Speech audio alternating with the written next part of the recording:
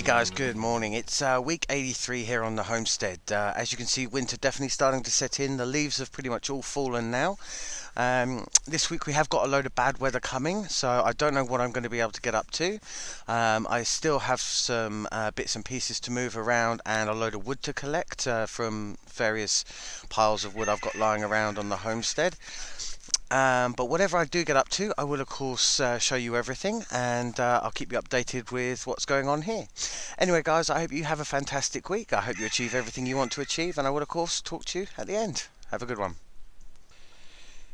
Hey guys, so as you can see, it is mushroom season here on the homestead. Got some lovely mushrooms popping up everywhere.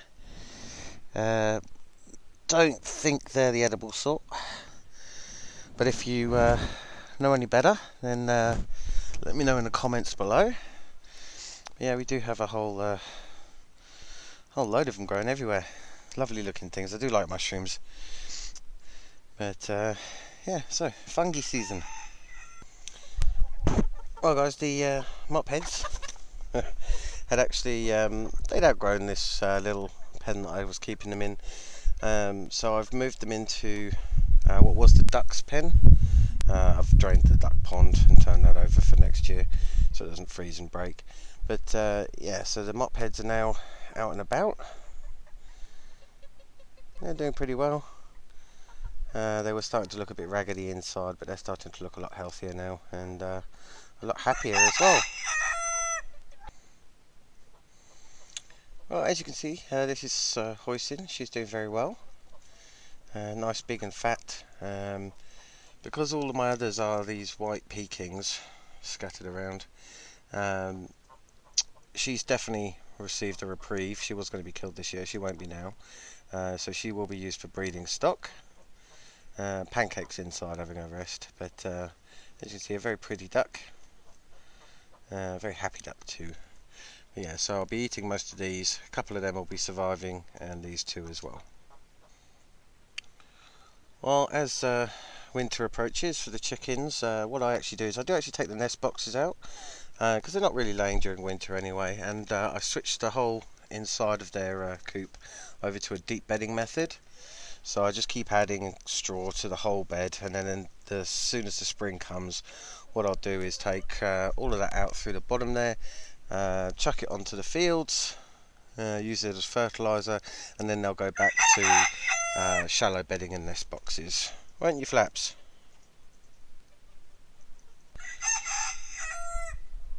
Well, as you can see, Mooncake is keeping watch over the chickens.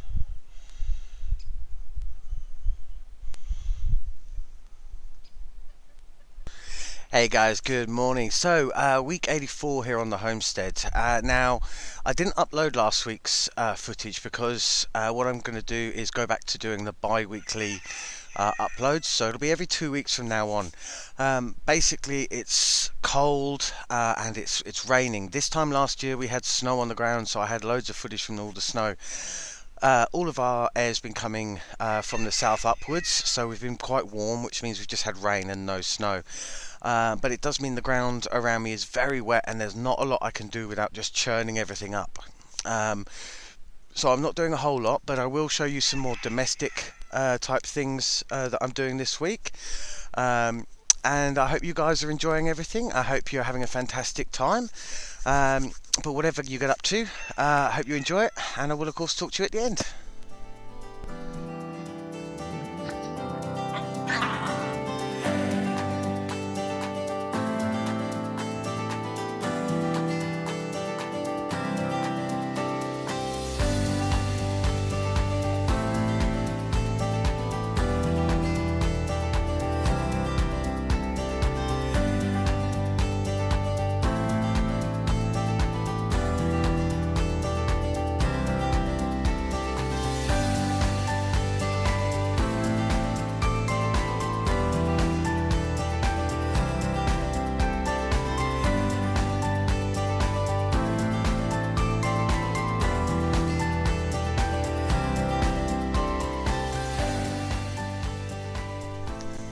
Hey guys, so of course during the winter one of the most important things in the house is the fire. And just to light the fire, what I use is some scrunched up tissue, just a tiny little bit at the bottom. Then there's some bark chippings and stuff on top of that, and some kindling at the top, and two bigger logs down the bottom, so those will burn down last. But all we do is just get a little bit of lit up, close up the door, and off it goes. So yeah, as the fire gets going, obviously it's very important because I do a lot of my cooking on the fire, and I'm also going to be doing some bread making, so I need the room nice and warm for the bread, and I also do my washing next to the fire as well. But yeah, it's the most important part of the home over the winter season.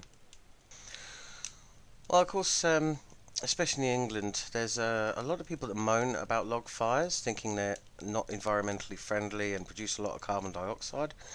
Well, I can tell you all of the carbon that's in there is in the form of wood. Now, that wood was made from photosynthesis, which uses the carbon from the air and sunlight to make sugars and proteins and cells and all of that stuff. So everything that's burning off here has come out of the atmosphere, which means this is carbon neutral. There's no extra carbon going into the atmosphere that wasn't there already. So as far as environmentally friendly heating goes, it's better than electric, it's better than any kind of gas heating, because it's not using any fossil fuels. There's no extra carbon going back into the atmosphere. It's why I think wood fires are actually the best kind of heating and cooking, environmentally wise, that you could possibly use. And I really am at a loss as to why people think that log burners should be controlled. But plus they're lovely. Okay, so the fire's going, and I'm going to be making some bread. This bread recipe contains just two ingredients, and that's flour and water. That's everything, because what we do is we ferment flour and water in a separate thing for it takes about a week to start going, but then you can just keep reusing it. So you use half and then you rebuild it back up, and then you use half again, and all it is flour and water in there. As you can see, the bubbles, that's all of the bacteria and the yeasts and all of that stuff bubbling away, producing gases, and that's what's going to rise your bread. So it's a very simple way of making bread, and produces fantastic sourdough. But anyway, I'll show you how I do this through pictures. The recipe is basically flour plus flour and water, mix in bowl, knead, leave for 3 hours, knead, leave for 3 hours, and then cook. Anyway, I'll show you some pictures as we go on.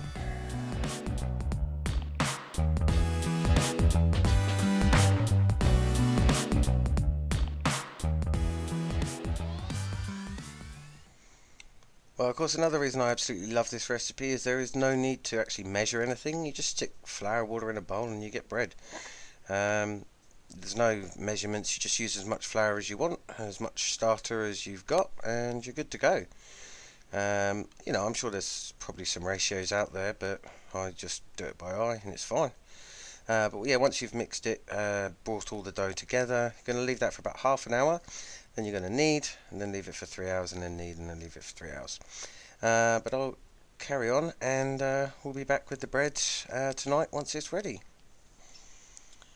Well, the tub garlic is sprouted and definitely taken off. Obviously this time last year we had snow, so that actually stopped it growing. So I'm a little bit worried as to what will happen if this gets big before the snow comes.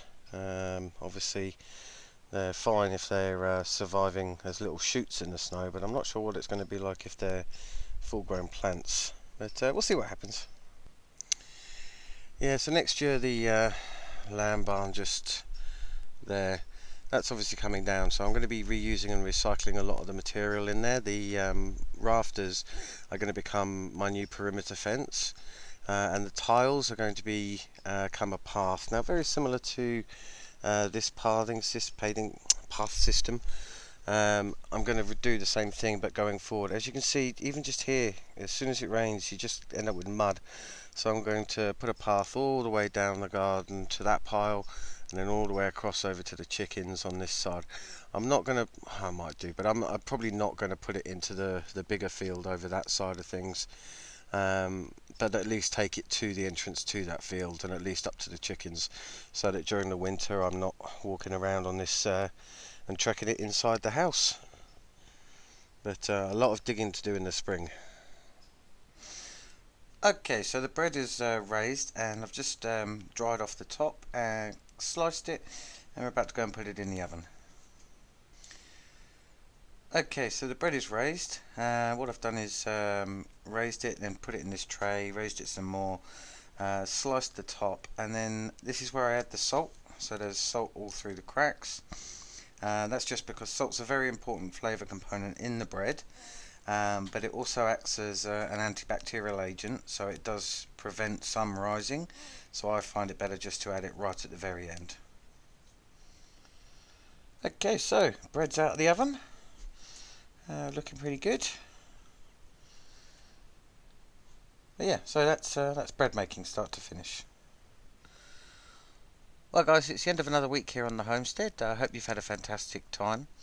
Um, just to let you know how it's been going with the smoking these last couple of weeks. Last week I was up to 3 hours. This week I was up to 3.5 hours.